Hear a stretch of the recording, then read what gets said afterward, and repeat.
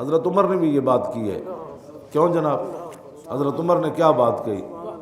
ہاں جی 119 صفحے دے اتے حضرت جدوں عمیر بن وہب آئے نا تلوار لے کے پتر دے بہانے ملن آئے تے گندا ارادہ لے کے آئے مدینہ پاک تے حضرت عمر نے ویکھیا یہ جے نہ کلمہ نہیں پڑھیا تے حضرت عمر نے ویکھیا باہر صحابہ نال گلاں کر رہے سن وَيَذْكُرُونَ نِعْمَةَ اللَّهِ عَلَيْهِمْ فِي بدر بدر دا آپس وچ گلاں کر رہے سن ساڈا رب کتنا تے انہاں دا پتر قید ہو گیا عمیر بن وہب دا.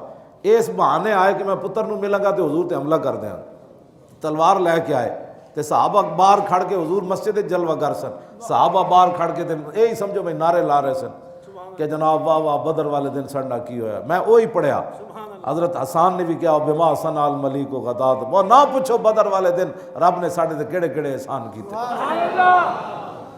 انہاں دا تا حد نگاہ لشکر نظر آ رہے سی لیکن اسی ویکھ کے نس گئے فوافیناہم منا بجمع پھر اسی بھی ہو جا لشکر گئے لے کے گئے جہدے بڈھے بھی سن تے جوان بھی سن امام محمد قد آزروا.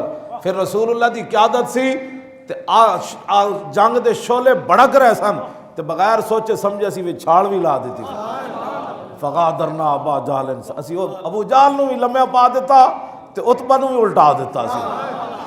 اے میں بدر دا شعر حضرت حسان دے اے صحابہ کھڑ کے ذکر کر رہے سن تے حضور مسجد جلوہ گر سن تے حضرت عمر دی اچانک نگاہ پئی نا فرآ عمیرن وعلیہ السیف او دے کول تلوار بھی ففزع عمر منو حضرت عمر چونک گئے ایک باری وقال لاصحابی دونکم القلب ھذا عدو اللہ فرماؤ اس کتے نو نپو. کیوں جی ترجمان نبی اور اے تے کوئی نہیں کہہ سکتا حضرت عمر کو بھی آداب سکھانے پڑیں گے. ہاں گستاخ رسول کو کتا تو حضرت عمر نے بھی فرمایا. ہاں جی ترجمان نبی فارق حق و باطل امام الہدا. عمر وہ ہیں جن کی خواہش زمین پر ہوئی نا تو 22 آیتیں جو قرآن کے اندر ہے حضرت عمر کی خواہش پر اللہ نے اتاری ہے. فرمایا اس اللہ کے دشمن کتے کو پکڑو تو پکڑ کر حضرت عمر ایتھو پکڑ کے گھسیٹ کے لے گئے. انہوں نے کہا حضور حضور فرمایا چھوڑ دو. انہوں نے پوچھا کیوں آئے ہو؟ انہیں اگر مگر کی تھی. حضور نے فرمایا او صفوان بن امیہ نہ تیری کی گل ہوئی سی تو کیا میرا قرضہ اتار دیں بھی تو میرے پتراں دا خیال رکھی تے میں نبی تے جا کے حملہ کرنا. انہوں نے کہا میں گواہی دینا تسی اللہ دے رسول ہو اور میرے علاوہ تے صفوان تو علاوہ تے گل اسی دسی کسی نے نہیں میں من گیا تو تسی اللہ دے رسول ہو. جدوں انہاں مسلمان ہو گئے نا تے حضرت عمر وقال عمر بن الخطاب میں جڑا کہنا نا بھی گستاخ رسول خنزیر نال بھی بیڑا وہ میں نہیں کہندا حضرت عمر کہندے. ہاں حضرت عمر کی فرمایا وقال عمر بن الخطاب رضی اللہ عنہ لخنزیر کان احب الی منہ حین طلع وهو سا احب الی من بعد ولدی.